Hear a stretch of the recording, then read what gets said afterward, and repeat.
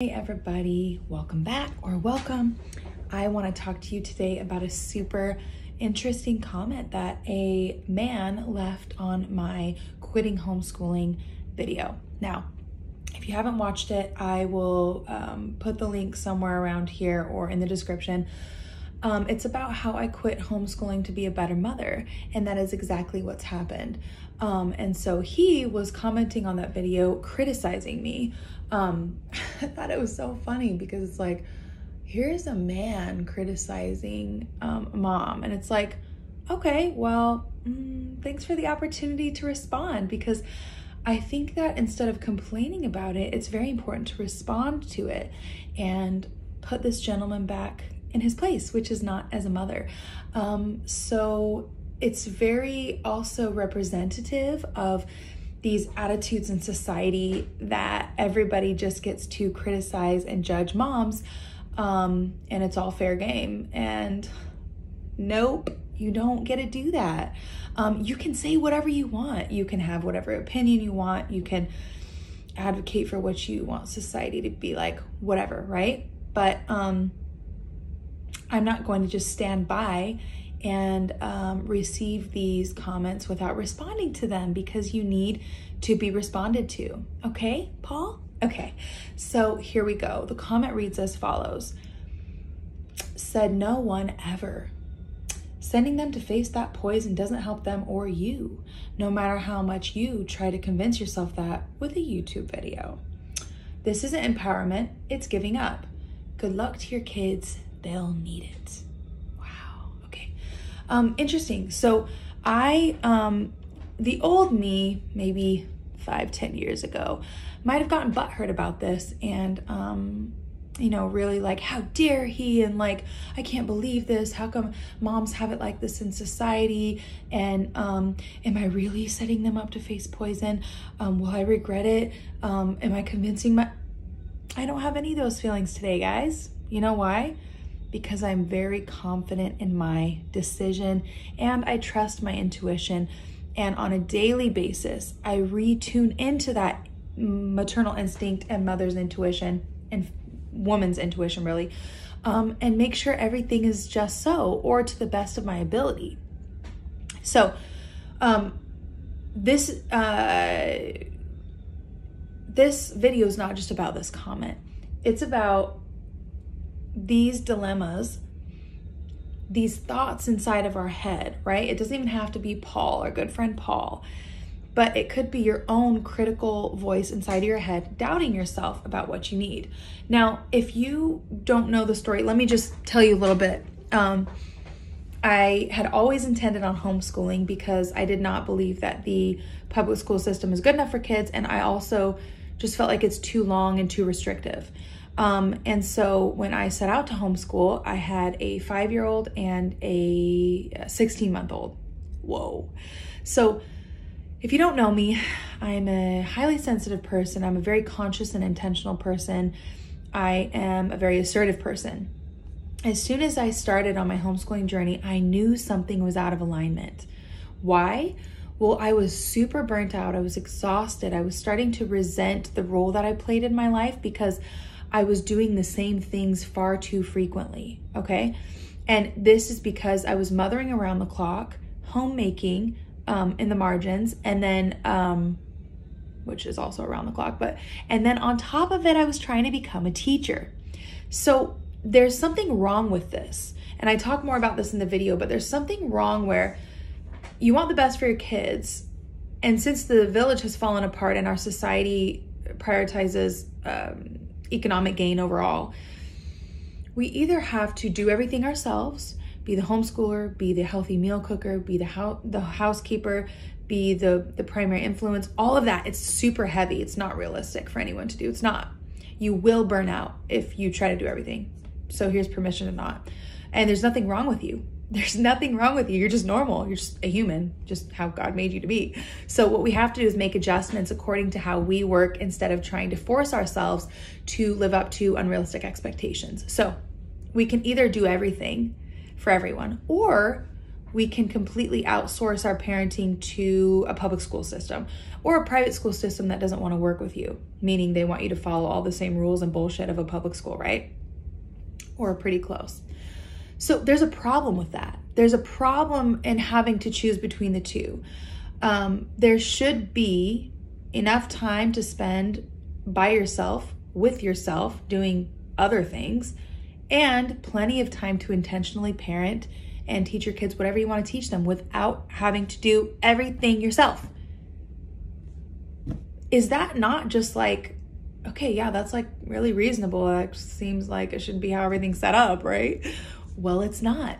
And people like Paul here want to, and perhaps your own inner critic wants to shame you into trying to do everything, right? And he's never going to know how it is. He's never going to experience womanhood or motherhood. He's never going to have a mom's guilt or a mother's intuition. He's never going to. So his opinion is just taken with a small grain of salt. Although I appreciate the chance to respond, Paul. So said no one ever. So let's get back to that. Have moms had this dilemma between doing everything or getting help before? Yes, they have. I recognize that. Okay, cool. Sending them to face that poison doesn't help them or you. What poison are you talking about? If you know me, you know that I would never send my kids to anywhere that, you know, there was a high likelihood of them suffering any kind of harm. However, there is risk when you go outside and get in your car, okay? There's risk with everything. You just have to weigh the risk. You have to make calculated risks. It's a part of life, okay? Moms have to make these decisions too. So stop. Don't think that you can escape these decisions. They're going to come in one way or another, one form or another. I promise you that. If you haven't gotten to them already, I bet you have had to make some of these decisions. When push comes to shove, you have to make a decision, okay? You will not be able to protect your kids from every single thing that happens, right? You can homeschool your kids and at the playground, they get bullied. I mean, stuff happens all the time. You make calculated risks, right? Educated decisions. Now, or informed decisions, I should say. Okay, so we've addressed that. There's poison everywhere. All you can do is try to stay as healthy as you can, keep them as healthy as they are, trust your intuition, pray about it, and make the most intentional choice that works to create harmony in your family as possible. There is going to be poison regardless. You just want to try to fortify them, fortify your children, just like you fortify yourself with the proper responses and defenses and attitudes and resources to get through that stuff, right? Okay, we've addressed that. No matter how much you try to convince yourself that with a YouTube video. Yeah, because Paul, I made that YouTube video to watch back to myself again and again and again. So that's what I'm trying to do. I'm trying to record a video so that maybe I'll believe that I'm okay with it. No, silly Paul. Us moms, we are connective people. We relate to one another. We experience things in community. That's how women are.